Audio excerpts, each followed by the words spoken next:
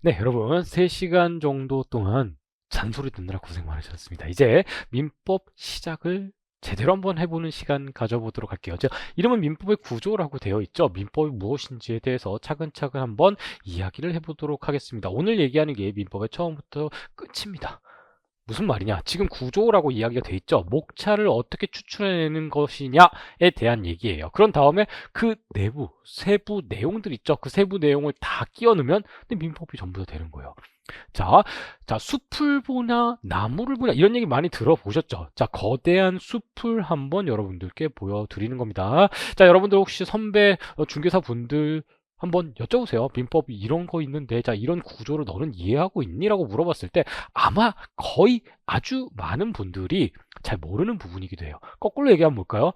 이 전체 큰 숲을 알게 되면요. 여러분들이 교과서로 이제 기본 강의를 볼 때, 하나하나 볼 때, 요 내용, 여기에 해당되는구나! 라고 바로바로 찾으실 수 있어요. 바로바로 찾으실 수 있다는 말은 머릿속에 구조화가 된다는 얘기죠. 자, 그러면 본격적으로 시작을 한번 해보도록 하겠습니다. 제일 먼저 여러분께 드리고자 하는 질문은 뭘까요? 제 스타일상 이제 조금 아시지 않을까요? 바로 이겁니다. 민법이란 무엇일까요? 민법의 정의, 민법의 개념부터 시작을 하는 거예요. 여기서부터 방사형으로 퍼져나가면서 마인드맵 혹시 아시나요? 자, 그렇게 하나하나 개념들을 확장시켜 나가면 민법이 완성이 되는 거라고요. 볼까요? 민법은요, 네, 한자 안 쓴다 그랬는데. 진짜 마지막. 백성민자가 쓰는 민법, 요렇게도 써요. 그럼 영어로는 뭘까요? civil law라고도 씁니다.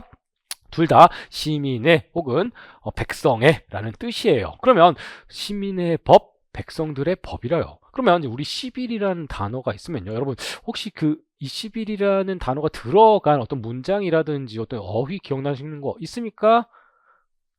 뭐가 있을까? 시빌리제이션? 그걸 뭐라 그러죠?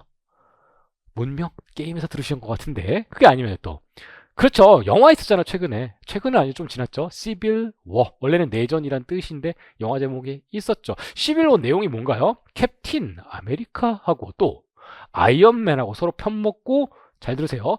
지들끼리 싸우는 게 시빌 워예요. 맞아요? 끝. 민법에서 여기 백성 그리고 시민의 의미는 지들끼리라는 거예요. 그러면 여기서 말하는 지들은 뭘까요? 법률 용어 아니죠, 여러분? 아우, 좀 상스럽죠, 제가. 자, 지들끼리에서 여기서 지들이란 말은 뭐예요? 뭐와 관련 없는 그렇죠. 국가와 관련 없이 자기들끼리 싸웠잖아요. 이게 바로 백성들끼리의 법, 시민들끼리의 법이라는 의미입니다. 네, 그럼 한번 봅시다. 자, 민법을 조금 유식하게 하면 뭘까요? 앞에서 뭐 지들 이런 말 쓰지 말고요. 조금 이제 법률의 세계로 들어와야겠죠. 그런 말 안 쓰고 조금만 유식하게 정의를 따면 이렇게 정의할 수 있습니다. 민법이라고 하는 것은 사인 간의 법률 관계를 규율하는 일반법입니다. 이게 정의예요. 자, 이제부터 여기서 사인이라는 의미, 그리고 법률이라는 의미, 관계는 뭐냐, 규율은 뭐냐, 일반은 뭐냐, 일반법 뭐냐, 이렇게 하나씩 빠져나가는 거예요. 그러면 민법이 완성된다니까요. 이게 민법이 다예요. 실질적 의미의 민법이라고 하는데요. 그러면 하나씩 따져봅시다. 여기서 핵심이 되는 것은 사인이라는 의미, 법률 관계라는 의미, 일반법이라는 의미예요. 자, 원래 민법이든 모든 법학에서 여러분들요. 자, 민법이 뭐야? 사인간의 법률관계를 규율하는 일반법. 이렇게 하나하나 개념을 어떻게 다 암기를 합니까? 그쵸? 여러분, 영어 공부를 할 때 한번 생각을 해보세요. 영어 단어를 어떻게, 단어장을 찾아보면 그 단어를 암기합니까? 그 단어의 의미를 암기합니까? 아니면, 이런 의미였구나. 이런 의미였구나. 라고, 한글로 치환해서 그냥 머릿속에 넣었습니까? 후자죠. 마찬가지예요. 마찬가지고 사인의 개념만 이해를 하고 있으면 돼요. 그러면 그 방법 중에 가장 쉬운 게 뭐냐면 대립되는 다른 개념을 하나 가지고 오는 겁니다. 자, 사인의 반대말은 뭐다? 공인이에요. 앞에서 시빌워에서 지들끼리 싸우죠. 그러면 누가 없어요? 그 안에서는 지들 안에는 누가 없어요? 국가가 없는 거예요. 국가 없는 거예요. 선생님, 그럼 민법 말고 다른 법들은 다 뭔가요? 공인과 사인 간의 관계, 혹은 공인들끼리 관계도 있을 수 있거든요. 여기서 말하는 공인은 다른 말로 국가라고 해요. 다른 말로, 죄송합니다. 다른 말로 국가라고 합니다. 국가. 국가를 완전히 배제시키면 지들끼리가 되겠죠. 그러면 보세요. 민법을 제외한 다른 법률들은 어떻게 해요? 예를 들면 여러분들 형법 한번 생각해 보세요. 형법은 뭐예요? 형법이 내가 지나가는 사람을 빡 때렸어요. 그럼 민법적으로도 민사적으로도 뭔가 청구할 수 있지만 민사소송이라 그러죠. 형사적으로도 청구할 수 있거든요. 얘가 나한테 죄를 지었어요. 그러면 누구한테 얘 혼내달라 그래요? 어딜 쫓아가요? 경찰서 가잖아요. 경찰서가 뭐예요?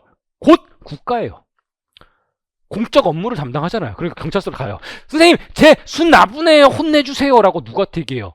국가한테 얘기하는 거잖아요. 그때부터 그 범죄 저지른 범인과 국가 사이에서 그 죄를 저질렀냐 어쨌냐에 대해서 쿵닥쿵닥 싸웁니다. 그러면 관계가 사이가 맞은 사람과 가해자 사이의 관계예요? 아니면 국가와 가해자 사이의 관계가 돼요? 국가와 가해자 사이의 관계, 공법 관계가 되는 거예요. 그러니까 형법 등등 다 뭐예요? 다 뭐예요? 공법이에요. 사법은요, 여러분 찾아보기가 힘듭니다. 민법이 사법의 왕이라 그랬죠. 그렇죠? 자, 그러면 민사소송법이라는 게 있어요. 민사소송법은 뭘까요? 민사가 들어가니까 그거 사법일까요? 아니에요. 그것도 공법이에요. 민사소송이란 게 뭐냐면요. 내가 친구한테 100만 원을 빌려줬는데 이 친구가 나한테 돈을 안 갚아. 그러면 누구한테 가서 쟤한테 돈 좀 받아주세요. 혹은 제가 나한테 돈 안 주고 있어요. 누구한테 일러요? 또 어딜 가요? 법원이라는 거에 가요. 법원은 누구예요? 국가죠. 국가적 공적 업무를 수행하는 곳이잖아요. 법원에 가서 이렇게 얘기해. 소장을 제출하면서 제가 나한테 100만 원 빌렸는데 안 갚아요. 수 나쁜 애예요. 나의 권리 좀 확인해 주세요. 그러면 민사소송법이 그 절차에 대해서 규율이 딱 돼 있거든요. 민사소송법은 무슨 법일까요? 공법이에요. 이해가 되십니까? 사법관계라는 것이 이해가 되실 거라고 생각을 합니다. 자, 그러면 사이는 그렇다 쳐요. 일반법이라는 게 뭘까요? 자, 일반법은 대비되는 개념이 특별법이에요. 민법 및 민사특별법. 이해가 되시죠? 자, 일반법으로서 민법이 기능한다라고 이야기를 해요. 대표적인 예가 제가 한번 들어볼게요. 자, 우리 민법에는요, 임대차라는 제도가 있어요. 임대차가 뭐예요? 자, 갑이 가지고 있는 건물을 을이 빌려요. 을이 빌리면서 이렇게 얘기를 합니다. 내가 1년 동안 너의 건물을 조금 사용하고 수익할게. 대신에 월세로 50만 원씩 줄 거야 라는 것을 내용으로 하는 계약을 갑과 을이 서로 맺습니다. 그런데 자, 자세한 내용은 나중에 배워요. 이런 민법상의 임대차가 이렇게 규정이 돼 있어요. 이게 끝이에요. 제가 말씀드린 끝이에요. 자, 여기서 민법상의 임대차를 해보니까 이 임차인이 조금 불쌍해져요. 보호가 안 돼요. 자, 만약에 임대인이 건물을 팔아버리잖아요. 다른 사람한테. 그럼 민법만 딱 가지고 있으면 임차인이 보호가 안 돼요. 내쫓겨날 수밖에 없단 말이에요. 자, 그래서 자, 법원에서 이렇게 얘기합니다. 우리 입법자들이 이렇게 생각합니다. 국회의원들이. 야, 이거 임차인을 조금 더 두텁게 보호할 필요가 있겠는걸? 근데 민법으로는 안 돼. 일반법이니까 일반적으로 적용되는 법이요. 일반적으로 이렇게 바운더를 치면 이렇게 돼요. 자, 만약에 이 건물이 주택일 경우에는 좀 특별히 임차인을 좀 더 보호하자. 그래서 주택임대차 보호법이란 것을 만들었어요. 이 건물이 상가일 경우에는 상가건물 임대차 보호법이라는 걸 만들었어요. 이해가 되시죠? 자, 특별한 요건을 더 갖춘 경우에는 특별법이 적용됩니다. 만약에 이게 아니면요, 그냥 일반법인 민법이 적용되는 거예요. 자, 우리 민법에서 자, 특별이란 말이 나오거나 일반이란 법이 나옵니다. 민법뿐만 아니라 세상의 모든 법률은 다 마찬가지예요. 그러면 바꿔서 읽으세요. 특별은 특별한 요건을 만족했을 때 적용되는 이라고 바꿔요. 특별법 말고 다른 것도 많이 있거든요. 일반이란 거는요. 일반이란 건 모든 경우에 적용되는 이라고 하세요. 뭐 일반 규정 뭐 많이 나옵니다. 앞으로. 일반은 뭐다? 모든 경우에 적용되는. 자, 아인슈타인 얘기 잠깐만 한번 해볼게요. 생뚱맞죠? 아인슈타인이요. 자, 안락의자에 앉아가지고 상대성 이론이라는 것을 만들었어요. 근데 상대성 이론을 딱 만들 때 어떤 특수한 몇 가지 요건이 제한되어 있는 상황에서 그 이론이 적용되는 이론을 만들었다고요. 원리를 만들었어요. 그게 뭐죠? 특수상대성 이론이에요. 그런 다음에 그런 요건에 제한 없이 모든 경우에 적용되는 방정식도 만들었거든요. 그게 일반 상대성 이론이에요. 이해가 되시죠? 일반과 특수 혹은 일반과 특별의 관계가 그렇게 됩니다. 자, 그러면 우리 시험 범위는 어디예요? 민법과 민사특별법 중에 일부 5가지를 공부를 합니다. 주택임대차 보호법, 상가건물 임대차 건물법, 보호법, 집합건물 관리법, 부동산 실명법, 이렇게 5가지를 공부를 하게 돼요. 자, 그러면 남은 게 뭐예요? 그렇죠. 법률 관계죠. 자, 법률 관계에 대해서 한번 생각을 해봅시다. 이게 핵심이에요. 법률 관계를 이해하는 것이 핵심입니다. 처음부터 끝까지 다 법률 관계 얘기만 할 거예요. 법률 관계가 뭐예요? 자, 우리 관계라는 말을 좀 쓰거든요. 관계. 이 관계를 일반적인 법의 세계 말고, 법 세계 말고 언제 써요? 뭐 교우 관계, 선후배 관계, 왼수 관계라고 써요. 관계라는 말은 결국에 두 사람이 등장을 합니다. 두 사람이 등장해요. 갑과 을. 앞으로 갑, 을 이렇게 한자로 갑, 을. 사람이라 그랬습니다. 갑이라는 사람, 을이라는 사람이 있어요. 그쵸? 이 두 사람 사이에서 어떤 끈이 연결이 되어 있습니다. 근데 만약에 이 끈이 애정하면요, 애인 관계가 될 거고요. 또, 우정하면요, 교우 관계가 될 거고요. 증오하면요, 왼수 관계가 될 거예요. 그쵸? 근데 만약에 이 끈이 법이면요, 우린 이것을 법률관계라고 부르는 거예요. 법률관계란 것은 누군가의 관계를 맺는데 이 끈이 법으로 연결되어 있는 관계다. 그러면 법률관계를 맺기 위해서는 뭐가 필요할까요? 생각을 해보세요. 법률관계를 맺을 때는 2가지 방식이 있거든요. 우리가 법률관계가 굉장히 어렵죠. 관계를 맺는데 교우관계를 한번 예를 들어봅시다. 이게 뭐예요, 여러분? 네, 이게 뭐예요? 교탁. 이게 뭐예요? 칠판. 어디예요? 여기죠. 자, 여러분들이 초등학교 처음 입학했을 때를 생각해 봅시다. 알아요, 여러분 중에 국민학교 나오신 분 많다라는 거. 자, 하지만 국민학교는 초등학교는 좋으니까 한번 입학했을 때를 생각을 해 봅시다. 자, 여러분들이 학교에 딱 들어갔어요. 그런 다음에 자리에 딱 앉았습니다. 자, 어디서 방금 들어본가요? 들어본 거 있나요? 여기서 사전고지 잠깐만 해볼게요. 혹시 생기초 특강을 들으셨다면요, 지금 요 민법의 구조 부분은요, 한번 진행을 했었던 부분이니까 꼭 반복 수강하지 않으셔도 괜찮습니다. 다시 그럼 돌아가 볼게요. 자, 교탁에 딱 들어갔어요. 교실에 들어갔어요. 옆에 친구가 있습니다. 옆에 누가 짝꿍이 앉아요. 걔 알겠어요? 모르겠어요? 모르지. 근데 나는 좀 친해지고 싶어. MBTI가 2야. 그럼 뭐라고 해요? 콕콕 찌릅니다. 야, 친구야, 우리 같이 친구하지 않을래? 하니까 친구가 응, 좋아, 우리 친구하자라고 악수를 딱 해서 친구가 됐어요. 자, 친구를 맺는 첫 번째는 뭐예요? 친구야, 같이 우리 친구하지 않을래? 즉, 나의 의사가 있었어요. 친구하겠다는 의사. 상대방도 의사가 있었죠. 너랑 친구할게. 의사. 나의 의사에 의해서 친구 관계를 맺을 수 있습니다. 근데 그게 아니에요. 갑자기 여기 선생님 딱 들어오십니다. 교탁에 딱 들어오셔. 안녕, 나는 오늘부터 너네 담임 선생님이란다. 반가워. 자, 옆에 애들 있지? 여기 한 30명 앉아있네. 니네들은 지금부터 친구야. 클래스 메이트야. 급우다. 라고 누가 얘기해줬어요? 교실에서 선생님이 얘기해줬어요. 학교가 정해줬어요. 그쵸? 아, 난 저 맨 뒤에 앉아있는데, 맨 앞에 앉아있는 얼굴도 아직 못 봤어. 근데 그 순간 어때요? 나의 의사랑은 전혀 관계없이 우리는 친구가 됐네요. 교우 관계를 맺는데 누가 맺어줬어요? 나의 의사랑은 전혀 관련 없이 학교가 만들어졌습니다. 이걸 법으로 한번 생각을 해봅시다. 갑과 을이 어떤 관계를 맺는데 의사에 의해서 관계를 맺는 게 뭐예요? 이런 거예요. 내가 내 친구 을한테, 아는 사람한테 내가 너에게 100만 원을 빌려줄게 해서 빌려준 거 소비대차 계약이라고 그래요. 소비대차 계약을 딱 맺었어요. 대여금 계약이라고 일단 해볼게요. 대여금 계약을 맺었으면 갑과 을은 법률 관계가 맺어주버리는 거예요. 자, 의사에 의했죠. 그걸 뭐라 그러냐면요, 뿅! 법률 행위에 의한 법률 관계라고 해요. 선생님, 그런 경우가 아니라 전혀 알지도 못하는데 나의 의사와 관계없이 또 법률 관계가 맺어질 수 있나? 있죠! 얼마든지요. 야, 여러분이 길을 걷고 있습니다. 근데 갑자기 누가 딱 나타나더니 나를 주먹으로 빡 치는 거야. 난 몰라, 이 사람. 난 몰라요. 처음 봤어요. 근데 갑자기 한 대 더 맞았어. 그럼 어떻게 돼요, 내가? 이 친구한테 권리를 행사할 수 있어요. 무슨 권리? 불법 행위에 의한 손해배상을 청구를 할 수가 있답니다. 근데 나는 이 사람 저 사람과 함께 불법 행위에 관한 관계를 맺어야겠는걸? 이런 의사가 나한테 있었어요? 없었어요? 없었어요. 그냥 맞은 상태로 나의 의사랑은 전혀 관련 없이 불법 손배의 채권자가 되는 거거든요. 이게 어디에 있어요? 법률에 나와 있네요. 민법 제750조에 정해져 있네요. 만약에 그 조문이 없으면 우리 관계는 없어요. 법에 정해주네요. 당사자의 의사가 아니라. 이런 걸 뭐라 그러냐?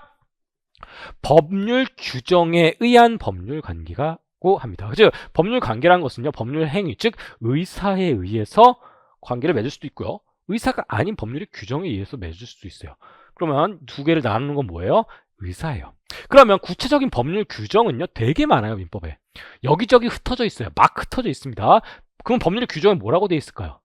만약에, if를 앞에 붙이면 좋아요. 만약에 뭐뭐 한다 하면, 앞에서 봤죠?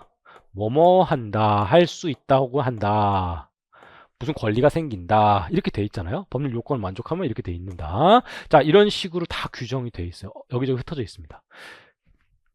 그쵸? 그럼 우리의 관심사는요, 이 법률의 규정은 그때 가서 공부를 하면 돼요. 법률 행위겠죠. 모든 경우에 내가 의사가 있으면 저 친구랑 연결이 되나요? 기본적으로 보세요. 갑과 을이 연결이 되려면 기본적으로 의사에 뭐가 필요해요? 의사가 한쪽만 있으면 돼요? 그런 경우도 있긴 하지만 대부분은 내가 한쪽에만 의사가 있으면 돼요. 보통 의사가 연결돼요. 친구 할래? 라는 의사. 아니, 난 친구하기 싫은데? 그럼 친구가 안 돼요. 야, 돈 나한테 100만 원만 빌려줄래? 아니, 나 너한테 빌려주기 싫은데? 하면요, 관계가 맺어지지가 않죠. 그럼 결국에 뭐가 필요해요? 의사의 합치가 필요해요. 이걸 계약이라고 그래요. 계약 많이 들어보셨죠? 계약이란 게 어려운 게 아니에요.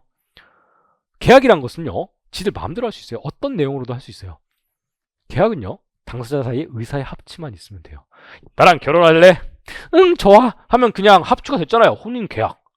나 지하철 좀 태워주세요. 오케이, 타세요. 운송 계약. 제가 강의를 하겠습니다. 들으실래요? 좋아요, 들을게요. 여러분과 저 사이에서는요, 지금 묵시적으로 의사의 합치가 있었어요. 강의 계약 맺었잖아요. 이런 것들이 다 계약이에요. 그러니까 구두계약도 계약입니다, 이런 말 있죠. 구두계약도 계약입니다. 그 말 되게 이상해요. 구두계약 아닌 게, 그럼 구두계약이 계약이 아니면 뭐예요? 근데 왜 계약서는 꼭 써야 돼요? 나중에 분쟁이 발생했을 때 증명하기 위한 용도예요. 굉장히 실용적인 의미이죠. 네. 자, 어쨌든 두 사람 사이 관계를 맺는 법률 관계는 법률 행위 또는 법률의 규정에 의해서 일어납니다. 그러면 법률의 규정이 법률 행위라면, 혹은 법률 규정에 의하면 법률 관계를 맺어진다 그러는데, 과연 이 법률 관계의 효과는 뭘까요? 왜 맺으려 그래요? 법률 관계를 맺어지면요, 자, 즉 계약, 앞으로 이제 이 법률 관계는 여러분 계약이라고도 바꿔서 읽으셔도 일단은 괜찮습니다. 계약을 하게 되면, 보세요. 내가 친구한테 100만 원을 빌려주기로 계약을 했었어요. 갑이 을한테 100만 원을 빌려주기로 했어요. 약속을 한 거죠. 계약은 다른 말로 또 약속이에요. 의사의 합치니까. 그러면 100만 원을 빌려주기로 약속했는데 하면 어떻게 될까요? 을은 갑한테 100만 원 줘. 빌려줘. 계약했으니까. 갑은요?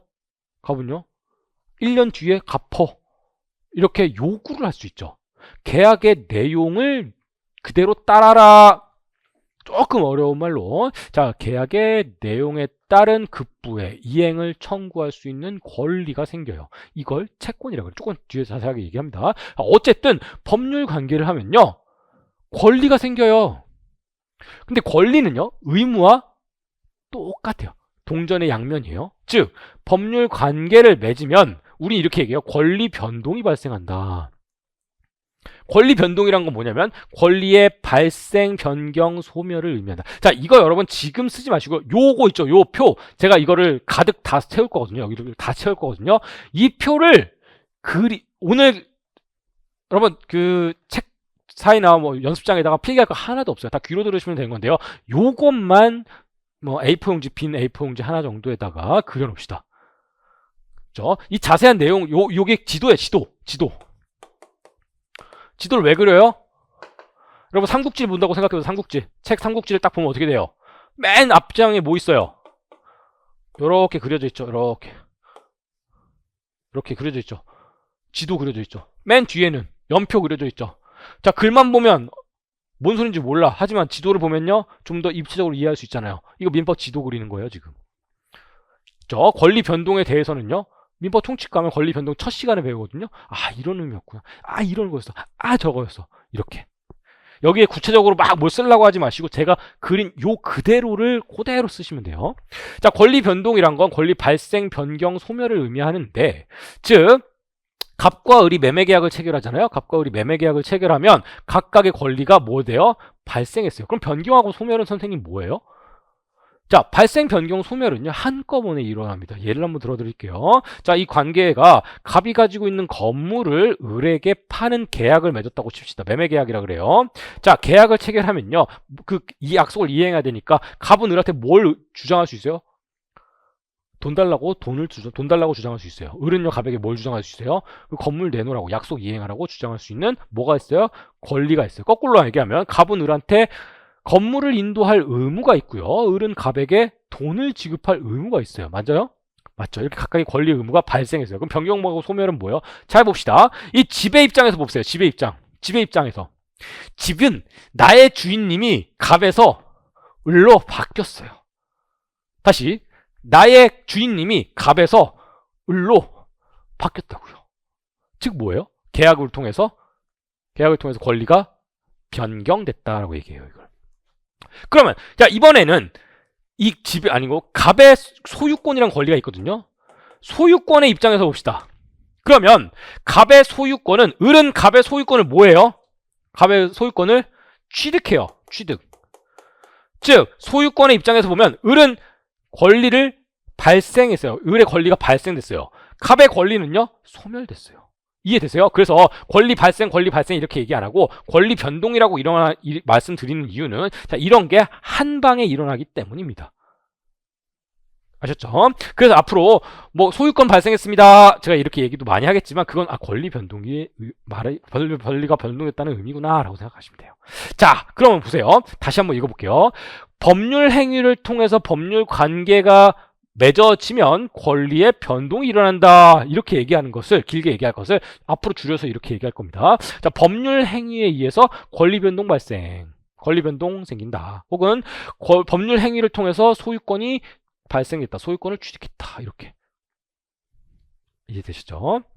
자, 그림을 다시 앞에서 그렸던 그림을 좀 더 깔끔하게 다시 그리면, 갑이 가지고 있는 건물을 을과 자, 계약을 맺는데, 이 계약을 우리 매매 계약이라고 좀 얘기를 해볼게요. 매매 계약을 하면 갑이 가지고 있는 소유권이 을에게 넘어가게 됩니다. 그럼 을의 소유권은 발생했고요. 갑의 소유권은 소멸했어요. 집의 입장에선 나의 소유자가 갑에서 을로 변경됐고요.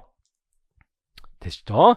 자, 그러면 그 법률 행위의 대표적인 예가 제가 계약이라고 했어요. 계약 말고 다른 법률 행위들도 몇 가지 있어요. 하지만 계약이 거의 대부분입니다. 법률의 규정에 의해서도 법률 관계에 맺을 수 있다고 했어요. 앞에서 제가 불법 행위 같은 채권을 얘기했는데요. 물권도 있습니다. 물권과 채권은 뒤에서 좀 말씀드릴 거예요. 여러 가지 상속 같은 거. 아버지가 사망을 하면 나의 의사와 관계없이 나에게 아버지가 가지고 계셨던 건물이 있다면 그 건물이 내 소유로 바뀝니다. 하지만 나는 그 의사가 없었죠. 아버지 사망이라는 어떤 법률 사실 때문에 그냥 바로 권리를 취득하게 돼요. 나의 의사와 관계없이. 자, 그러면 여기 권리라고 되어 있어요. 권리. 자, 권리라는 것은 법률상 상대방에게, 이렇게 얘기하면 조금 지금 벌써 좀 그렇죠. 권리는 뭔가 요구하는 거예요. 뭔가 요구할 수 있는 거예요. 이걸 채권이라고 그러고요. 물권은요, 소유권 같은 건요, 요구 안 해도 내 건 거예요. 나중에 좀 자세하게 말씀을 드려요. 자, 그렇게 생각하면 조금 어려우니까 민법에서 규율하는 권리는 이렇게 돼요. 재산권과 가족법상의 권리 두 가지가 있습니다. 재산권이란 것은 물권과 채권을 얘기해요. 즉, 물권과 채권, 재산에 관련된 권리를 민법에서 규율을 하는 거예요. 그러면 나머지는요, 가족법상의 권리라는 거는요, 혼인을 했잖아요. 그러면 혼인을 했다면 이렇게 생각을 하세요. 혼인을 했다면 서로 배우자에게 뭔가 최선을 다할 의무 같은 게 생겨요. 조금 더 들어가 볼까요? 사망을 하잖아요. 그럼 상속을 요구할 권리? 상속인의 소유권 내가 다이트 있는데 다른 사람이 상속을 다시 잘못 받아갔으면 그 사람에게 가져달라는 요구권이 생겨요. 자, 이런 권리들이 생긴다고요. 아셨죠? 또 내가 사생아로 태어났어요. 그럼 아버지한테 아버지, 나 호적에 넣어주세요. 호적은 없지만 지금은 넣어주세요 라고 요구할 수 있는 권리가 있어요. 자, 이런 갖가지 권리들을 나타내는 것이 가족법상의 권리라고 합니다. 하지만 우리 시험 범위는 이게 아니죠. 재산권은 두 가지가 있어요. 물권과 채권. 그럼 물권과 채권의 개념을 한번 생각을 해봅시다. 다시 이 그림으로 돌아갔어요. 매매 계약을 체결했어요. 매매 계약을 체결하면 계약서 안에 뭐라고 되어 있을까요? 갑이라고 되어 있습니다. 매도인이라고 얘기해요. 물건을 파는 사람은 매도인 갑, 매수인 을 이렇게 써 있어요. 매수인 을 이렇게 써 있어요. 그럼 갑은 을에게 이 내용은 뭐라고 써 있냐면 갑은 을에게 몇 월 며칠까지 소유권을 이전한다 라고 되어 있어요. 을은 갑에게 몇 월 며칠까지 돈을 지급한다 라고 되어 있어요. 각각의 의무가 여기 적혀 있는 거예요. 그리고 몇 월 며칠 하면 도장 꽝꽝 찍었어요. 자, 계약이 성립했다라는 말입니다. 네, 매매 계약을 체결하면 그럼 결국 어떻게 된다? 갑에게는 어떤 의무가 생길까요? 소유권 이전 의무가 생긴다라고 얘기해요. 그럼 을은 뭘 해야 돼요? 대금 지급 의무가 생긴다라고 합니다. 자, 그럼 계약을 했더니 어떤 의무가 생긴다. 그리고 권리와 의무는 서로 동전양면과 같은 것이라 말씀드렸죠. 거꾸로 얘기하면 이렇게 돼요. 갑은 을에게 대금 지급 청구권이란 권리가 생겼고 을은 갑에게 소유권 이전 청구권이 생겼다. 이렇게 얘기를 해요. 그쵸? 그러면 이걸 조금만 더 확정을 한번 시켜볼게요. 요 그림은 지금 요 그림만 보는 거예요. 요 그림만 보면요. 어떤 구성 요소들이 보일 겁니다. 뭐가 보일까요? 첫 번째 뭐가 보일까요? 지금 계약은 법률 행위죠. 당사자 의사에 의해서 관계를 맺었으니까. 그럼 이 법률 행위에 어떤 구성 요소들이 있어요. 한번 따져볼게요. 갑을이라는 사람이 있네. 그쵸? 어떤 사람이 있네. 이걸 뭐라고 그러냐면요. 계약의 당사자라고 불러요. 당사자. 그리고 또 뭐가 있을까요? 이 계약의 구성 요소를 한번 살펴보는 거예요. 아까 우리 계약서 봤잖아요. 계약서 안에 내용이 뭐예요? 계약서 내용이. 갑은 뭘 하고 몇 월 며칠까지 뭐 하고 을은 뭐 대금을 얼마 지급한다라고 되어 있다 그랬잖아요. 그럼 계약서에 어떤 내용이 있어야 될 거예요. 그쵸? 어떠한 내용으로 계약을 맺었다. 다른 말로 어떠한 목적으로 계약을 맺었다라고 돼요. 그래서 당사자, 목적 또는 내용 이렇게 나와요. 그럼 또 뭐가 있을까? 또 구성. 자, 보세요. 자, 갑이 속으로 이렇게 생각하는 거예요. 이 두 사람 가장 중요한 게 뭐예요? 갑과 을의 의사의 합치겠죠. 그러니까 결국에 세 번째 구성 요소는 이런 내용으로 하기로 하는 갑과 을 사이에 의사의 합치일 거예요. 근데 의사의 합치라고 안 써요. 보세요. 갑이 이렇게 생각합니다. 나 을에게 여기죠. 죄송합니다. 거꾸로 나왔네. 나 을에게 저 건물을 팔고 싶다. 근데 을이 이렇게 얘기해요. 나 갑이랑 갑의 건물 저거 사고 싶다. 서로 의사의 합치가 있었죠. 근데 몰라. 그럼 계약이 체결됐을까요? 안 체결됐을까요? 체결 안 됐습니다. 제가 드리고 싶은 말씀은 뭐냐면 의사라는 것은 사람 머릿속에 있는 것이기 때문에 알 수가 없어요. 상대방은.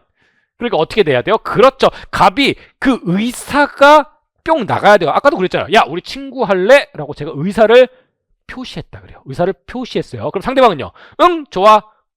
의사를 표시해서 내가 그걸 의사가 합치됐다는 사실을 알았죠. 결국에는 구성 요소로서 당사자 목적 의사인데 의사 표시라고 합니다. 이 세 가지가 필요해요. 뭘 하기 위해서는 법률 행위를 하기 위해서 뭘 하려면 계약을 하기 위해서는 다른 말로 계약이 성립되기 위해서는 계약이 성립되기 위해서는 요 세 가지가 있으면 돼요. 그럼 이 세 가지만 있으면요 끝나요. 계약은 내 마음대로 지들 멋대로 해도 된다 그랬잖아요. 이 세 가지만 있으면 돼요. 당사자가 없으면 될까요? 안 될까요? 안 돼요. 그럼 성립을 안 해요. 그럼 백지 계약 이런 거는요. 그거 좀 애매하네요. 근데 일단은 원칙적으로 안 돼요. 의사표시가 안 됐으면 아예 효력가 없어요. 안 돼요. 성립 자체를 안 해요. 그런데 보세요. 계약의 내용이 계약은 뭐든지 해도 된다고 했잖아요. 을은 갑을 위해서 병을 살해한다라는 게 계약의 내용이 있으면 어떨까요? 돼요? 안 돼요? 여러분 생각해 보세요. 돼요. 성립했잖아요. 당사자가 있고 계약 내용이 있고 을이 이행할 의무가 발생했잖아요. 근데 만약에 그런 계약을 효력을 마구마구 인정하면 어떻게 될까요? 이 사회는 다시 말씀드릴게요. 개판이 됩니다. 그 개판을 방지하기 위한 게 법이죠. 그러니까 자, 계약은 니네 마음대로 해. 다만 계약은 니네 마음대로 해. 다만 요것만은 지켜라 라고 하는 요건 하나 더 만듭니다. 그게 뭐다? 효력 발생 요건이라고 그래요. 이거 다음 주에 여러분 여기서부터 공부를 하는 거예요. 자, 먼저 권리 능력이란 게 있어야 되고 행위 능력이란 게 있어야 되고 의사 능력이란 게 있어야 돼요. 이게 무슨 말이냐면요. 자, 보세요. 이런 거 한번 들어본 적이 있을 거예요. 갑이 건물을 가지고 있는데 을에게 증여를 했어요. 공짜로 한 20억짜리 건물을 증여했어요. 근데 이 을이 사람이 아니야, 고양이야. 될까요, 안 될까요? 뭐 미국 어디에서는 이거 된다고 그러던데 우리나라에서는 안 돼요. 안 돼요. 유명한 사건에서 천성산 도룡뇽 사건이라는 게 있어요. 천성산에 그때 KTX를 처음 뚫으면서 천성산이라는 산이 있었는데 그 산에 천연문화 기념물인 도룡뇽이 살아요. 거기서만 살아요. 거기서만 사는 도룡뇽인데 이 사람이 소송을 제기한 겁니다. 아니, 이 도룡뇽이 소송을 제기한 겁니다. 가능할까요? 당연히 안 되죠. 사회적 분위기 환기를 위해서 아주 유명한 사건이에요. 자, 이런 식인 거예요. 그러니까 당사자가 되기 위해선 권리 능력이 있어야 된다. 라는 말이 권리와 의무의 주체가 될 수 있는 능력이 있어야 된다라고 해요. 우리 시험 범위는 아니에요. 자, 행위 능력도 있어야 되고 의사 능력도 있어야 된다. 행위 능력은요, 미성년자의 경우에는 계약은 성립하되 취소할 수 있다. 의사 능력은요, 술 너무 많이 먹어서 정신 하나도 없이 계약을 했으면 무효다. 이런 걸 얘기해요. 아셨죠? 당사자는 능력이 있어야 된다. 그럼 목적은 뭘까요? 법률행위의 목적, 이 두 사람 사이의 계약의 내용이 확정, 가능, 적법, 사회적 타당성이 있어야 된다고 해요. 자, 확정되지 않아서만. 자, 갑과 을은 매매 계약을 체결하는데 7회 그 매매 계약의 에 대해서 가격은 왜 한다 라고 하면 저 무슨 말 하는지도 모르겠죠, 여러분. 자, 이렇게 불확실하면요, 계약 성립 안 돼요. 정확히 말하면 계약은 성립하지만 효력이 없어요. 다음 가능한 거야 돼요. 가능해야 돼요. 갑이 을에게 이렇게 시키네요. 야, 나 계약서 하나, 야, 종이 하나 갖고 와봐. 계약서 쓰자. 너 내일 달에 가서 월석 가지고 모레까지 가져와. 가능해요? 물리적으로는 가능할지 모르지. 하지만 사회통념상 불가능하죠. 불가능한 내용을 계약의 내용으로 하면, 계약의 목적으로 하면 돼요? 안 돼요? 안 돼요. 자, 그럼 적법해야 돼요. 다른 법에서 하지 말라고 하는 것을 내용으로 할 수 없어요. 사회적 타당성이 있어야 돼요. 사람 죽이고 와 이런 거 안 돼요. 첩계약 이런 거 안 돼요. 그러면 이런 만약에 확정하지 않고 가능하지 않고 적법하지 않고 사회적 타당성이 없는 계약을 내용으로 하면 어떻게 될까요? 효력이 없습니다. 무효예요. 무효. 무효와 취소하는 개념이 나오네요. 그리고 의사표시는요. 적어도 의사표시는 서로 일치해야 돼요. 나는 건물을 사야겠다. 아니, 나는 갑이라는 이 건물이 여러 개가 있는데, 자, 1동, 2동이 있는데, 건물 또 있어요. 2동이 있는데, 난 1동을 팔고 싶었어요. 근데 2동을 계약서에 2동이라고 써버렸네? 그럴 경우는 어떻게 될까요? 계약의 목적물이 1동이 돼요? 2동이 돼요? 이런 문제 발생하겠죠. 이런 걸 착오의 문제라고 하는데, 자, 이런 게 문제가 돼요. 의사와 표시가 서로 일치하지 않는 경우에 해결하는 방법. 자, 이런 경우에는 무효 혹은 취소하는 경우도 있습니다. 그래서 적어도 의사와 표시가 서로 일치해야 되고 일치하지 않는 경우가 문제가 발생을 합니다. 혹은 하자라고 하는데 그런 게 있는 경우가 문제가 돼요. 자, 여기 이게 바로 법률 행위에, 그래서 당사자 목적 의사표시라는 게 있으면 성립한다. 다만 최소한 요 정도는 갖춰라 하는 것이 뒤에 있는, 앞에 를 성립 요건, 뒤에를 효력 요건이라 그래요. 성립하지 아니하면 그냥 아예 불성립이고요. 이 효력 요건이 없으면 무효 또는 취소할 수 있습니다. 자, 그러면 다시 한번 밑으로 내려와 볼게요. 이거는 다음 주에 아주 자세하게 할 겁니다. 자, 다시 일로 넘어올게요. 까먹으셨죠? 갑과 을이 매매 계약을 체결했습니다. 갑에게는 소유권 이전 의무가 발생했고요. 을에게는 대금 지급 의무가 발생했어요. 이것만 잘해도 여러분 괜찮다고 했죠. 이것만 오늘 잘 이해를 하시면 돼요. 한번 생각을 해봅시다. 채권과 물권을 구별해내는 거예요. 채권과 물권을 구별해낸다? 채권을 좀 물권에 딱 떨어뜨려서 생각하시는 경향이 있는데 아니에요. 한 번에 일어납니다. 이렇게 한 번에 다시 일어나요. 한번 볼게요. 자, 갑과 을이 계약을 맺었죠. 계약은 뭐예요? 다시 말씀드릴게요. 당사자 사이에서 어떠한 내용, 계약서의 내용, 각각의 의무를 써놓은, 의무와 권리를 써놓은 계약서가 있으면 그 계약서 안에 있는 게 싹 다 계약의 내용이에요. 그렇죠? 그럼 계약을 하면 뭐예요? 의사협치가 있으면 효과가 뭐라고 했어요? 약속이라고 그랬어요. 약속. 매매 계약을 체결했단 말이에요. 그러면 갑은 소유권을 이전할 의무가 있는데 안 하고 있으면 어떻게 돼요? 안 하고 있으면 어떻게 돼요? 을은 갑한테 뭐 할 수 있어요? 자, 반대로 을이 약속은 했는데 날짜가 되는데 대금을 안 주고 있으면 어떻게 돼요? 갑은? 또 다른 거? 자, 갑이 을에게 너 1년만 써 하면서 100만 원을 빌려줬거든요. 근데 1년이 지났는데 을이 돈을 안 갚으면 어떻게 해요? 이게 바로 채권의 문제입니다. 자, 채권이라는 것은 약속이에요. 상대방에게 약속을 이행해라고 요구할 수 있는 권리예요. 볼까요? 100만 원을 빌려줬는데 1년 뒤에 을이 100만 원을 안 갚으면 갑은 을한테 할 수 있는 게 딱 하나입니다. 원칙적으로. 야, 돈 갚아. 돈 갚아. 돈 갚아. 돈 갚아. 라고 할 수가 있어요. 이게 바로 채권입니다. 재밌죠? 자, 그러면 다시 밑에 내용을 조금 정리를 해볼게요. 자, 계약을 하면요, 급부청구권이라는 게 발생해요. 무슨 말이냐면요, 계약을 하면 이 계약의 내용이 뭐예요? 1년 뒤에 100만 원을 갚는다. 계약의 내용은 뭐예요? 갑은 을에게 1년 뒤에 대금을 지급함과 동시에 소유권 이전을 요구할 수 있다. 이렇게 써 있을 거예요, 계약서 안에. 그쵸? 계약의 내용을 요구할 수 있는 권리. 구체적으로 그 계약의 내용을 우리는 계약의 내용의 이행을 급부라고 불러요. 급부라고 들어봤죠? 내가 뭘 주면 반대 급부로 뭐가 있다, 이런 식으로. 그쵸? 그래서 상대방에게 급부를 요구할 수 있는 권리, 급부 청구권이 있다라고 해요. 이 급부 청구권을 다른 말로 뭐라고 한다? 채권이라고 합니다. 간단하죠? 채권이란 게 어려운 게 아니에요. 계약했으면요, 그 계약의 내용을, 야, 계약 내용 이행에 약속했잖아! 약속 지켜! 약속 지키라고! 이게 채권이에요. 채권은 어때요? 되게 약한 권리예요. 되게 약한 권리예요. 볼게요. 아까 우리 특별법 할 때 제가 잠깐 말씀드렸습니다. 자, 갑과 을이 계약을 했는데 계약의 내용이 뭐예요? 갑이 가지고 있는 건물을 을이 1년 동안 쓰는데 매달 50만 원씩 줄게요 라고 서로 약속을 했습니다. 임대차 뭐가 생겼어요? 계약이에요. 임대차 계약의 특징은 뭐예요? 상대방에게 요구할 수 있는 거예요. 그 사람에게만, 계약 당사자에게만 요구할 수 있는 권리예요. 계약하지도 않은 제3자한테 요구할 수 있겠어요? 없겠어요? 원칙적으로 없죠. 그러니까 을은 갑한테 계속 요구를 할 겁니다. 건물을 을한테 넘겼겠죠? 을이 여기 들어와서 살고 있어요. 그쵸? 을은 갑한테 뭘 요구할 수 있어요? 계약 내용이 뭐예요? 2년 동안 편안하고 안전하게 사용하는 거예요. 나 쓸래. 나 쓸 거야. 아, 편해. 야, 보일러 고장났다. 고쳐라. 그러면 집주인이 와서 내 세입자님 제가 고쳐드릴게요. 여기 고치고. 이렇게 잘 썼어요. 근데 만약에 건물을 병한테 팔아버리면 어떻게 돼요? 을과 병 사이 약속 있어요? 없어요? 을과 병 사이에 어떠한 약속도 없어요. 즉, 을은 이 목적물을 안전하고 편안하게 사용을 2년 동안 할 수 있는 권리를 갑한테는 주장할 수 있어요. 계약 당사자니까. 병한테 주장할 수 있어요? 없어요? 없어요. 약속 안 했잖아. 그쵸? 이게 계약, 즉 채권이 엄청나게 약한 권리라는 거예요.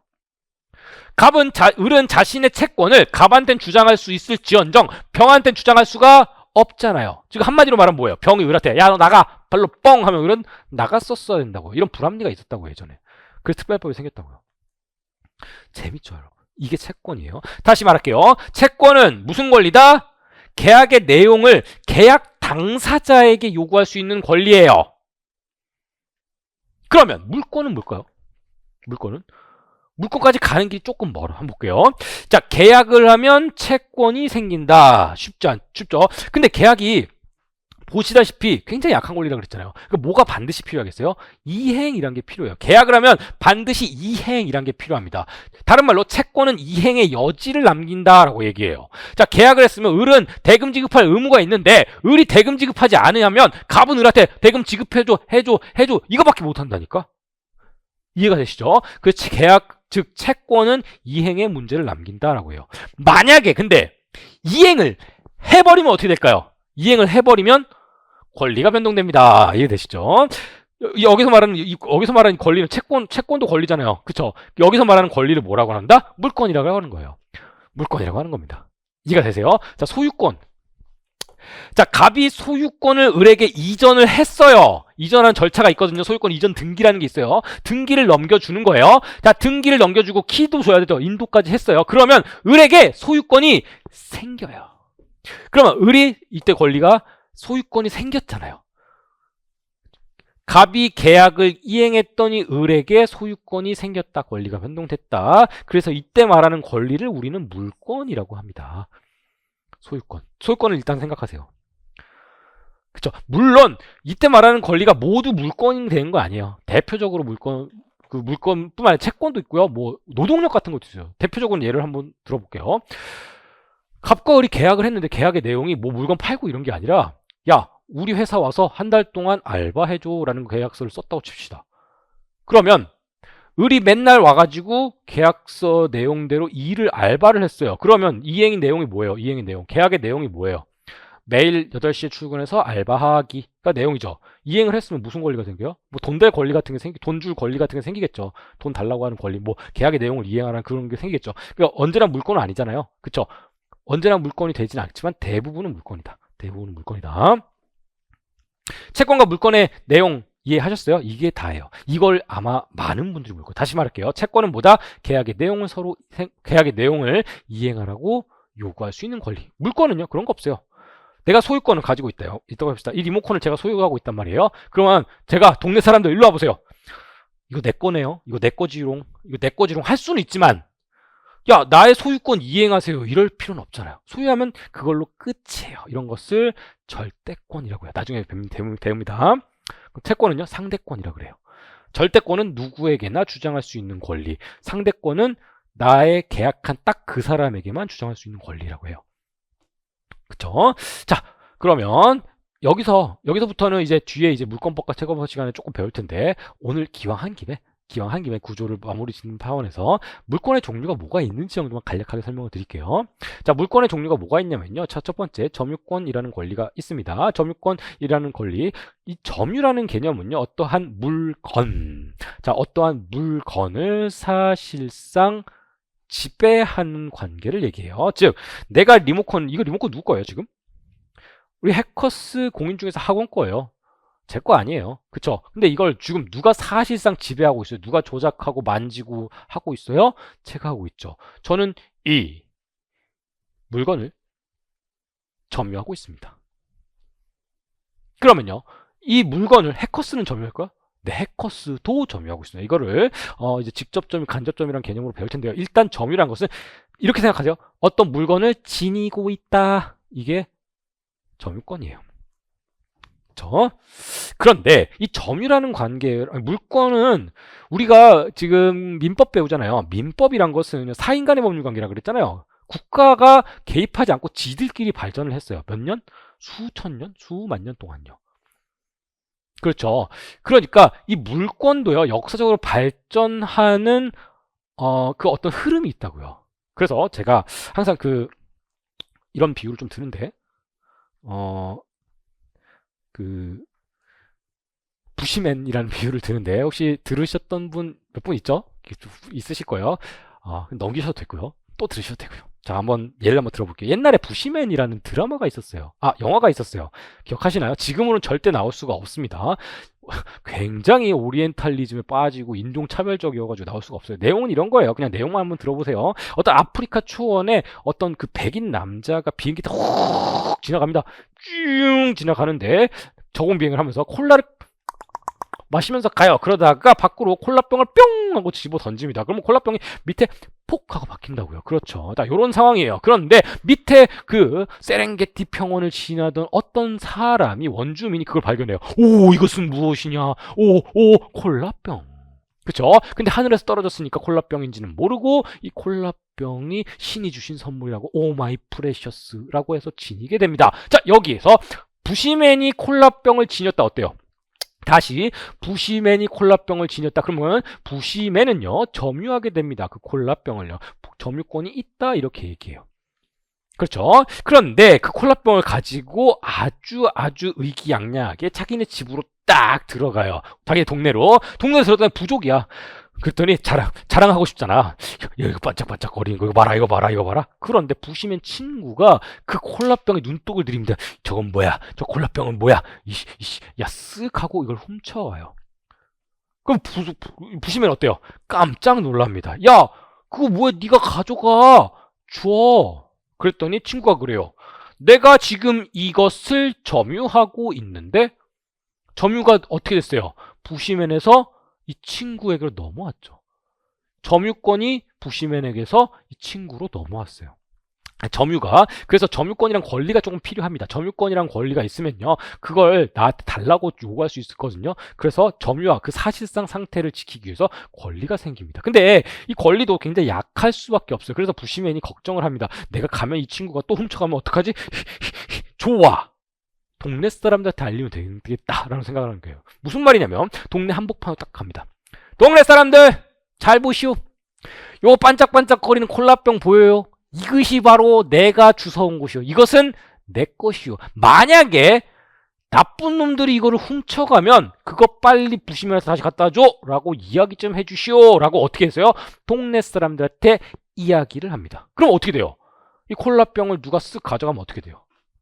이 콜라병을 얘가 가져가면 어떻게 돼요? 야, 왜 네가 그걸 가지고 있냐? 부시면 갖다 줘라. 빨리 돌려줘라. 이러지 않을까요? 그렇죠. 이게 뭐다? 바로 소유권이라는 개념입니다. 소유권이란 개념이란 건 뭐겠어요? 동네 사람들한테 다 얘기하는 거예요. 이건 내 거다. 이거 내 거야. 이걸 공시라고 그래요. 공시를 하게 되면 어떻게 되죠? 내가 소유권을 가지고 있으면 그 모든 사람에게 나의 권리를 주장할 수 있게 돼요. 절대권이라고 그랬죠? 누군가에게 다 주장할 수가 있습니다. 재밌죠? 그렇죠. 마찬가지예요. 그럼 을도 갑과 계약을 해서 건물을 받았잖아요. 인도 받았어요. 열쇠를 받았어요. 그렇다고 해서 을에게 소유권이 생기지 않습니다. 동네 사람들 다 알려야 돼요. 어느 동네? 대한민국이라는 동네에 다 알려야 돼요. 가가하호 들어가가지고 동네 이거 보세요. 내가 11-1번지 요 아파트 101동 402호 샀어 내가. 그 옆집 누르고 402호 샀어. 이렇게 하면 하루 종일로 안 되죠. 1년도 안 될 것 같은데 몇 년 걸리겠죠. 그럼 어떻게 돼요? 등기소에 갑니다. 공시 좀 해주세요. 그러면 소유권 등기, 이 건물의 등기를 딱 띄면 소유권자가 갑에서 을로 딱 이전이 되어 있는 거예요. 그러면 누가 봐도 이거는 을의 소유가 되는 것입니다. 이해가 되세요? 소유권이란 개념. 자, 그런데 소유권까지만 있으면 문제가 안 될 것 같은데 갑자기 소유권을 제한하는 제한 물권이란 게 생겨요. 첫 번째로 용익물권이란 게 있답니다. 이게 무슨 말이냐? 한번 생각을 해봅시다. 콜라병을 갑이 부시맨이 콜라병을 계속 썼어요. 근데 요것도 한계가 있더라. 무슨 말이냐면 봐도 그 이쁜 것도 한계가 있고 이걸 내가 써먹은 것도 좀 한계가 있어요. 맨날 안 써. 보시면 콜라병으로 이렇게 둥글둥글하니까 음식도 만들고 뭐 불도 붙이고 이랬단 말이에요. 그쵸? 근데 내 친구는 이걸 너무 쓰고 싶은데 나는 지금 필요가 없어. 잉여 자원 어떻게 할까? 좋아. 친구한테 이걸 빌려주자 라고 했어요. 야, 친구야 일로 와봐. 너 이거 갖고 싶어 했지? 일주일에 3일. 내일부터 3일 동안 네가 좀 사용해. 라고 부시맨이 얘기했어요. 그럼 친구가 아이고 고마워. 잘 쓸게. 그러면서 가져갔어요. 하루가 지났네. 불도 붙이고 음식도 만들고 밀대로 만들고 재밌었단 말이야. 이틀이 지났네. 아유 나는 하루는 더 쓸 수 있어. 난 행복해. 그랬더니 갑자기 부시맨이 이럽니다. 야 너 일로 와봐. 내놔. 왜? 내놔. 왜? 나 소유자야.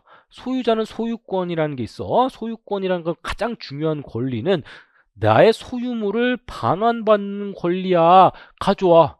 야, 너 나랑 3일 동안 사용 계약 맺었잖아. 그래. 계약을 맺으면 채권이 발생해요. 친구는 이 부시맨한테 뭘 주장할 수 있죠? 3일 동안 안전하게 사용할 수 있는 권리를 주장할 수 있어요. 근데 채권이란 건 뭐예요? 약속에 불과하다고요. 물권이 채권을 그래서 늘 이기는 거예요. 약속에 불과하니까 얘 약속 깰게. 다시 돌려줘. 내가 써야 돼. 야 약속 깨는 게 어딨어. 그 하루 동안에 내가 손해배상 해줄게. 채무 불이행에 의한 손해배상 즉 채권으로 해결합니다. 그것도 그렇게 돼요. 자 그러면 친구는 너무 불쌍하잖아요. 여러분 물건 빌리는데 집주인이 물건 주인이 언제든지 갖다 달라 그러면 이건 리모컨이지만 이건 콜라병이지만 만약에 집이면 어떻게 될까요? 집주인이 계약 2년 했는데 1년 만에 나가달래. 그럼 어떻게 해야 되나? 나가야 돼요. 소유권자잖아요. 내가 마음대로 계약 이행 안 한 거예요. 계약을 이행 안 했다는 건 뭐예요? 돈 갚아야 돼. 돈 안 갚은 거랑 똑같은 거예요. 기간이 지났는데 돈 안 갚은 거랑 똑같다고. 집주인이 2년 동안 건물을 제공해야 되는데 자기 멋대로 1년 만에 나가라고 하면서 제공 안 하겠다라는 거예요. 채무 불이행이라고요. 그 채권 그러니까 돈 늦게 갚으면 뭐가 붙어요? 이자 붙죠? 지연이자 붙죠? 그것처럼 채무 불이행에 의한 손해배상으로 해결하는 거예요. 집은 돌려줘야 돼요. 물권적으로는. 그러니까 얘가 너무 좀 뺏길 것 같아서 불안하다고요. 그러니까 상대방의 소유권을 조금 제한할 수 있는 나만의 물건이 없을까라고 생각을 하는 거예요. 무슨 말이냐면 콜라병을 내가 빌렸어요. 3일 동안 썼어요. 나 이거 제가 나 지금 이거 비싼 돈 주고 빌려왔는데 저 부시맨 이거 또 달라 그러면 어떡하지? 걱정을 했어요. 그랬더니 머릿속에 반짝하네. 야 나도 똑같이 하면 되잖아. 일단 부시맨아, 이거 다 빌리도록 하자. 계약하자. 그래요. 또 3일 동안 써. 하고 3일 동안 또 빌려왔어요. 그런 다음에 빨리 동네 한복판으로 다 나갑니다. 동네 사람들 다 모여봐요. 다 모여봐요. 이게 야 그거 부시맨 거잖아. 왜 네가 가지고 좀 끝까지 들어봐요. 자, 이 콜라병은 부시맨께 맞습니다. 근데 내가 3일 동안 빌렸어요. 3일 동안 계약하고 빌렸어요. 만약에 그 3일 안에 저놈 자식이 콜라병 돌려달라고 또 그렇게 행패를 부리면 뭐라고 좀 한마디씩 해줘요. 나쁜 놈이에요. 그러니까 사람들이 그래 알았어. 자, 세상 사람들 전부에게, 대한민국 사람들 전부에게 그 사용하고 수익할 수 있는 어떤 권리를 공시를 해버린 거예요. 등기에다가 공시를 해버렸어요. 이런 경우가 있어요. 그러면 소유권자는 달라고 못합니다. 소유권이 아무리 강한다 한들 소유권을 제한하는 권리들이 있습니다. 그것이 바로 용익물권이라고 그래요. 이건 뭐냐? 용익물권이 지상권, 지역권, 전세권이라고 합니다. 하지만 이 권리들은요. 전세권 귀가 반짝하죠. 어떠한 그 건물을 내가 사용 수익하잖아요. 내가 2년 동안 쓸게 한 다음에 전세권으로 등기를 해버리면 집주인이 나가라고 절대 못하게 되는 거예요. 이해되시죠? 자, 그래서 제한물권이 하나 더 있네요. 바로 담보물권이에요. 실질적인 어떤 거래 사회에서 용익물권 거의 사용되지가 않습니다. 자, 담보물권은 엄청나게 많이 사용이 돼요. 담보물권은 뭔가 보면요. 부시맨. 자, 부시맨이 자, 이제 이걸 친구들한테 빌려주고 해서 부자가 됐어요. 엄청나게 부자가 됐습니다. 그런데 다다음 주에 우리 어머니 생신이야. 동네 사람은 나 부자인 거 다 알아. 이 콜라병으로 부자 된 거. 근데 동네 사람을 다 모아서 뻑적지근하게 이 잔치를 한번 하고 싶은데 잔치를 하는데 이 쌀이 한 10가마는 100가마는 필요할 것 같아. 근데 아무리 내 고가를 뒤져보니까 98가마밖에 안 돼. 이거 장피하면 안 되는데 저는 이거 고민을 했다가 어떻게 했냐면요. 촌장을 찾아갑니다. 자, 촌장님, 나 부자인 거 알지? 그러니까 촌장님이 야, 이 동네에서 네 부자인 거 모르는 사람 누구인데 없다. 네 부자인 거 안다. 그러면 이렇게 합시다. 내가 이 콜라병을 우리 촌장님한테 맡길 테니까 2가마만 빌려주시오. 내가 2주 뒤에 갚을게. 만약에 2주 뒤에 갚지 못한다면 당신이 그 콜라병을 처분을 해서 돈으로 바꾸서 2가마 어치를 당신이 가져가시오. 라고 계약을 했어요. 그러면 돈이 지금 존재하지 않는데 담보로서 그 물건이 기능을 하게 되겠죠. 그렇죠. 그래서 그 콜라병을 이렇게 부른 겁니다. 콜라병에다가 동네 사람들 잘 보시오. 이 콜라병이 사실은 한 1000가마 가치를 하는데 이 중에서 2가마는 누구? 촌장 거야. 만약에 돈 못 갚으면 촌장께 돼. 실제적으로는 1000가마 가치를 하지만 원래는 1000가마 가치를 하지만 실질적으로는 998가마의 가치가 있습니다라는 걸 동네 사람한테 다 알리는 거예요. 이걸 뭐라 그런다? 저당권. 즉 담보 물권이라고 합니다. 이게 왜 물권이고 뭘 제한하냐 그러면요. 자, 이거는 처분 권한을 제한하는데 나중에 배울 겁니다. 자, 이렇게 점유권, 소유권, 제한 물권 등이 있습니다. 이게 물권이에요. 이게 물권법에서 다루는 물권입니다. 자, 그러면 이제 채권법. 이거 시간이 조금 오버가 되네요. 채권법에 대해서 한번 볼게요. 채권법은요. 자, 계약이 있죠. 계약을 하면 채권이 발생한다 그랬어요. 근데 이 계약은요. 우리 민법에는요. 계약 자유의 원칙이란 게 있습니다. 구체적으로는 사적 자치의 원칙이라고 하는데 사적 자치의 원칙은 어렵지 않아요. 계약 자유의 원칙은 어렵지 않습니다. 계약은 니네 맘대로. 법률행위, 계약은 니네 맘대로. 아까 얘기했잖아요. 당사자 목적 의사표시 있으면 니네 맘대로. 단 뭘 지켜라? 얘네를 지켜라 라고 되어 있죠. 계약은 니네 맘대로가 계약 자유의 원칙이에요. 그래서 야, 사람들한테 계약 니네 맘대로 한번 해봐 라고 딱 이야기를 했더니 사람들이 맨날 하는 게 똑같더라. 즉 소유권을 목적으로 계약은 증여계약, 매매계약, 교환계약 이런 거 하더라. 증여계약 같은 것은요, 공짜로 건물을 주는 거예요. 매매계약은 돈을 주고 받는 거고요. 교환계약이란 것은 돈 말고 다른 물건으로 바꾸는 거예요. 자, 소유권을 목적으로 하고 있는, 소유권의 권리 변동을 목적으로 하는 계약이 증여계약, 매매계약, 교환계약이더라. 이것만 있는 건 아니라고 했죠. 노동력을 목적으로 할 수도 있다 그랬죠. 자, 그 전에 빌리는 거, 소비대차, 사용대차, 임대차 이런 거 빌리는 거거든요. 빌리는 걸 목적으로 하는 계약이 있고요. 또 노동력을 계약으로 하는 거, 고용계약, 도급계약, 여행계약, 위임계약, 임치계약 등등 많은 계약들이 있어요. 사람들이 맨날 니네 마음대로 한번 해봐 했더니 꼴랑 요 정도 하더라. 요 정도 하더라. 자, 이게 15개가 있습니다. 15개. 이거 말고 계약의 종류는 무한계예요. 엄청 많아요. 다만 대표적으로 사람들이 많이 하는 것을 민법에 규율을 했는데 그것들이 총 15개더라. 자, 이런 걸 뭐라 그러냐면요. 전형계약이라 그래요. 전형계약이란 게 조금 익숙하지 않으신 분도 있겠지만 혹시 유명계약 이라고 한번 들어보셨습니까? 그쵸? 유명계약이라고도 합니다. 전형계약. 그러면 이 전형계약, 계약 있잖아요, 여기. 계약을 하면 채권이 발생한다며. 이 전형 계약으로부터 발생하는 채권을 우리는 약정 채권이라고 불러요. 약정 채권? 채권 보세요. 다시 일로 갈게요. 권리를 발생시키기 위해서는 법률 행위 또는 법률의 규정에 의해서 발생할 수 있다고 했죠. 채권이라는 권리, 재산권 중에서 채권 들어가니까 채권이라고 하는 권리는 법률 행위에 의해서 발생할 수 있는 거예요. 그쵸? 법률 행위, 약정이 법률 행위잖아요. 계약이 약정이니까 약속이 있고, 계약이 약속이 약정이니까. 그쵸? 의사에 의한, 즉 법률 행위에 의한 채권의 발생이구나. 약정 채권이라는 것은.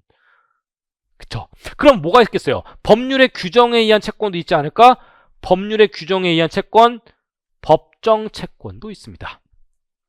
대표적으로 우리 벌써 해버렸어요.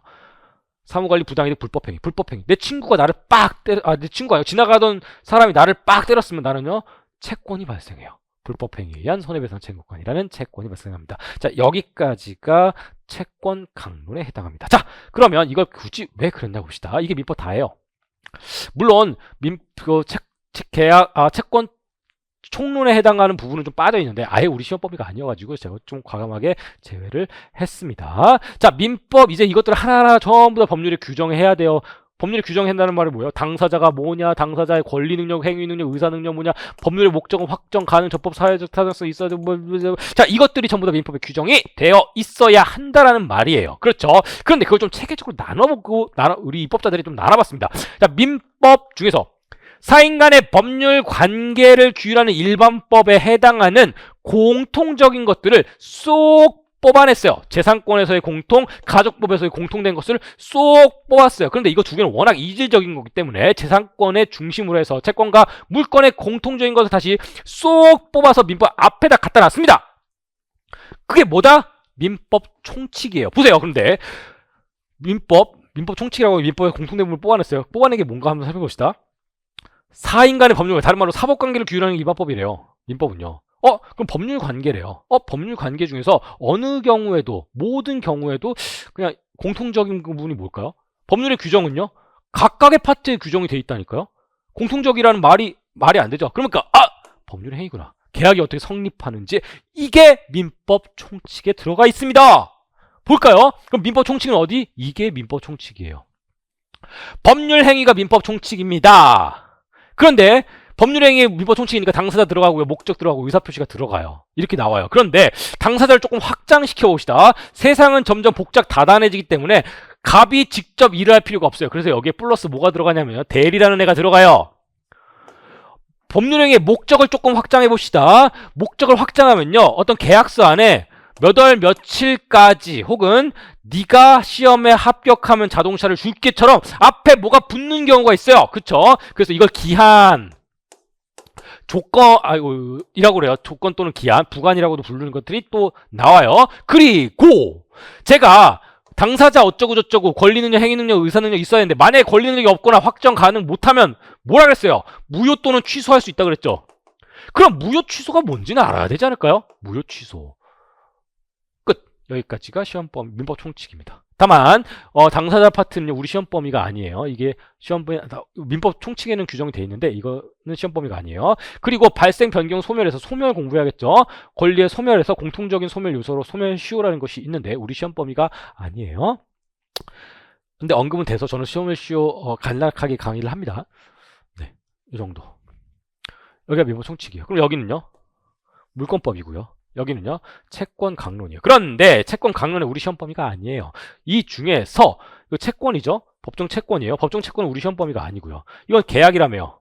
그쵸? 그럼 계약은 어떻게 할 때 맺어져요? 민법 총칙에서 하지만 이건 법률행위란 민법 전체에서 나오는 모든 법률행위에 대해서 하는 거고 그 중에 일부인 계약은 법률행위 일부거든요. 이 일부인 계약에 관련해서 조금 더 공부를 한다. 조금 더 자세하게 한다. 어디서? 채권 강론에서. 그래서 계약법 파트라는 게 있어요.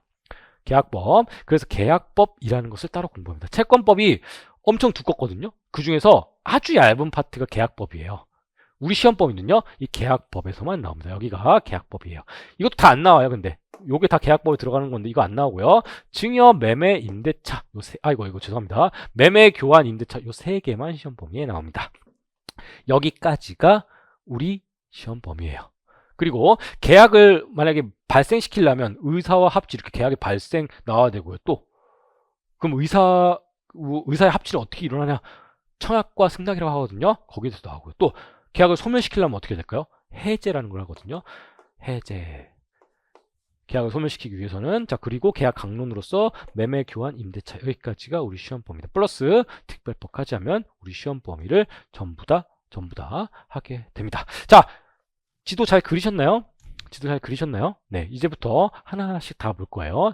자, 이제 다음 주에는 민법 총론, 그 다음 주에는 우리 물권법, 그 다음 주에는 계약법을 우리 기초입문서 교재와 함께 살펴보는 시간 갖도록 하겠습니다. 자, 첫 주 어때요? 굉장히 재밌죠? 네, 첫 시간 굉장히 재밌죠. 제가 앞에 한 3시간 정도는 조금 잔소리를 길게 했었던 것 같아요. 하지만 표가 되고 살이 될 것이라 믿어 의심치 않습니다. 그리고 민법의 구조 함께 그려보니까 어떻습니까? 뭔가 체계적으로 내 머릿속에 뭔가 들어오는 것 같은 기분이 들지 않습니까? 그것이 저의 목적입니다. 이걸 지금 좀 어려워요. 당연히 어렵습니다. 자, 민법은 원래 어렵다고 했어요. 자, 이제 반복하고 또 반복하면요. 완벽하게 여러분 것이 될 것입니다. 자, 1년 동안 여러분과 함께하는 대장정이 이제 막 시작했습니다. 시작할 때 여러분께 약속드린 바와 마찬가지예요. 절대 포기하지 않고 좌절해도 금방 일어서 주시길 바랍니다. 그러면 여러분들이 합격의 기쁨과 환희를 느끼는 그 순간 제가 바로 옆에서 그때까지 응원의 박수를 보내드리면서 여러분들이 혹시나 행여나 길을 잘못 들지 않도록 최선을 다해서 나침반을 들고 서 있도록 하겠습니다. 자, 인문 강의 첫째 주 강의였습니다. 박결이었습니다. 고생하셨습니다, 여러분.